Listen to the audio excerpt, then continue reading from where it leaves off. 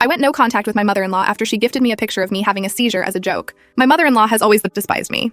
When my husband and I first started dating, she spread false rumors about me in the community to make me an outcast, and even hired people she knew to come up to me on the street and berate me. There was one particularly nasty incident like this, after which I was sobbing in the stairwell of my now husband's apartment, and my husband's brother happened to be walking by. When he saw me, he revealed that his mother had set up an entire scheme to get rid of me. Her plan was to expose all my private secrets and family history to the community, then paint me out to be this horrible person, and this way I'd feel so worthless and rejected I would leave my husband. I worked up the courage to confront her, and when I did, she simply admitted it. She seemed proud of what she did, but disappointed that her plan failed. Not once did she apologize. My husband eventually convinced her to stop spreading rumors about me, and she agreed, deciding to make my life hell a different way. She started insulting me, yelling at me over trivial things, and even tried to control what I did. She'd call my husband to scream about me visiting places she didn't know, such as my friend's house. If my husband ignored her, she'd yell at me. I never felt safe around her. I developed an anxiety disorder and even developed functional neurological disorder because of her, leading to dozens seizures a day at one point. Having her as my mother-in-law was misery, and if my husband and I didn't love each other to the ends of the earth, I would have broken it off. But I didn't, and I paid the price for that on my wedding day. During my wedding brunch, she started yelling at me in front of the whole table because I was too stupid to remember she liked her croissants gluten-free.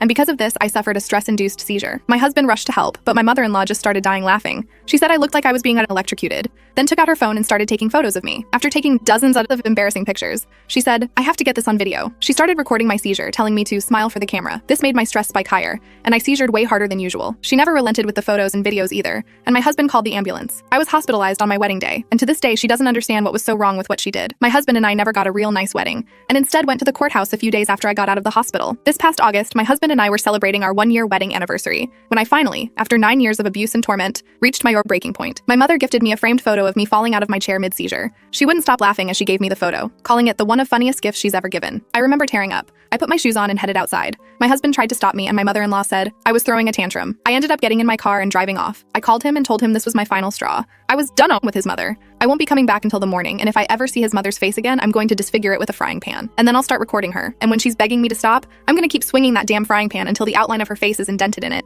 That's the word for word what I said. I know it's crazy, but I was done. I came home next morning as promised, and my husband promised to never let his mother belittle me again. When I asked him through tears why it took this for him to see it, he said he only realized it himself last night after I yeffed. His mother still blamed me, saying my reaction was extreme, and my decision to cut her off was out of nowhere. She tried to persuade him to talk some sense into me when I get back. That's what made him realize. He said he kicked her out. He promised me things will be different. I want to believe him.